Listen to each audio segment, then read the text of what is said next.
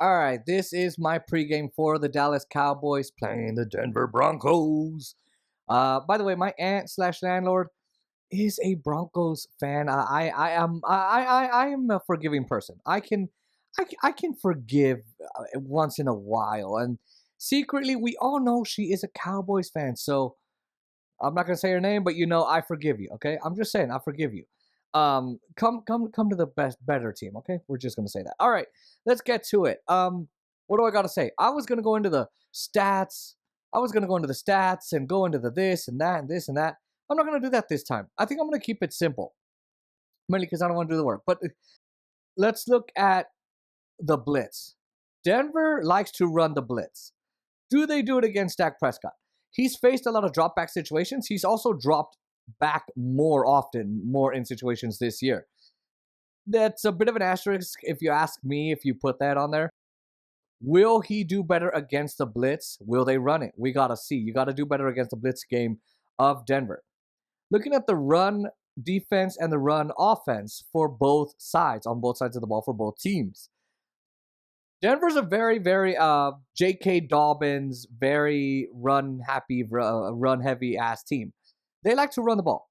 And when you've got a guy like Bo Nix who throws vertical shots and can't complete in terms of the yardage, well, he's got 2 touchdowns, 1 interception.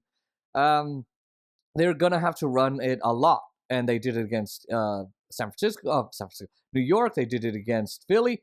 So they're going to run the ball. You guys have got to stop the run. You did good against Bill Krusky-Mara and the Washington Commanders. J.K. Dobbins has been one of the more elite relievers. They get 5 yards per carry in terms of the run. So you got to stop the run if you're Dallas. If you don't stop that run, you're going to suffer. It's going to be a struggle. The next thing I think you got to do, and look, if you give me a stat on our defense, if you say, Jason, what is the defense numbers like? They're 30th in yards per carry. They're 30th in yards per play. They're 30th in EPA. The numbers look really bad. They're 30th in explosive plays. They are bad. Statistically, this defense is one of the worst in football. One of the last in football. Give me a stat and they're dead last.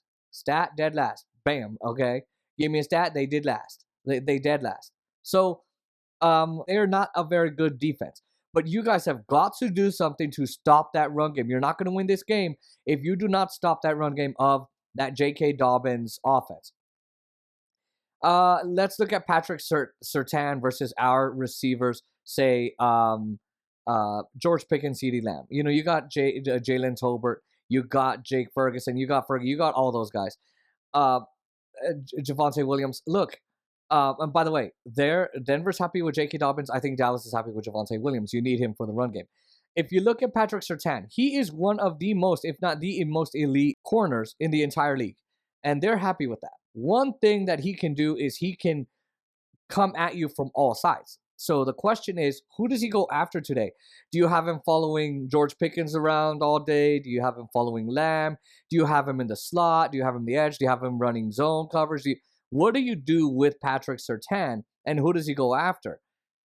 On the other side, you've got Courtland Sutton.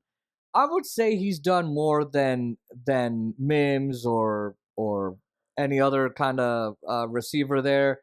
Troy, whatever's that, William. I can't remember who it is, but they are missing some kind of core wide receiver group.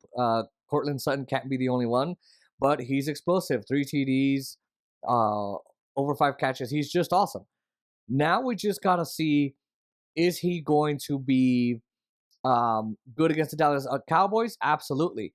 Who do you have stopping him though? Do you have on there Jerome Bland in the slot because you don't have Diggs, Trayvon Diggs? He's on the IR. I like his size with Courtland Sutton, but since you don't have him, do you have Kyron Elam? Do you have Jerome Bland? Do you have Donovan Izaraku? Do you have Donovan Wilson? I would say you put in Kyron Elam or Deron Bland, put him in the slot. Does he get a pick 6 again? I don't know. But yeah, so those are the things I'm kind of looking for. And then, of course, you guys have got to be very careful when you're dealing with Bo Nix. You can't let him get deep passing yards. He doesn't do well when he's throwing vertical shots in the zone. You've got to be careful. And other than that, I think you can't do what you did with Bryce Young and the Panthers, where you let him run happy. he doesn't go crazy. You gotta stifle him. It's not that difficult if you do it right. And I think the offense, of course, they've been one of the top 10 offenses, even top 5 in the league, I would say.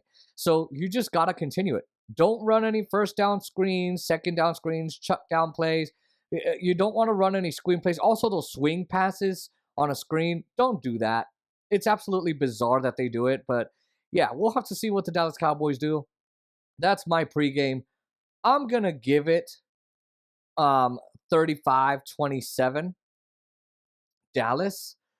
I think they could win it. If not, it could go 35-27 Broncos. So we're going to see what happens. Will my landlord be crying because my team is going to beat hers? Absolutely. Will I be crying because my team is going to beat hers? Absolutely. But I'll be crying tears of joy. We're doing a live stream tonight. Steelers-Packers. Oh, Aaron Rodgers playing his old team. We'll see you then.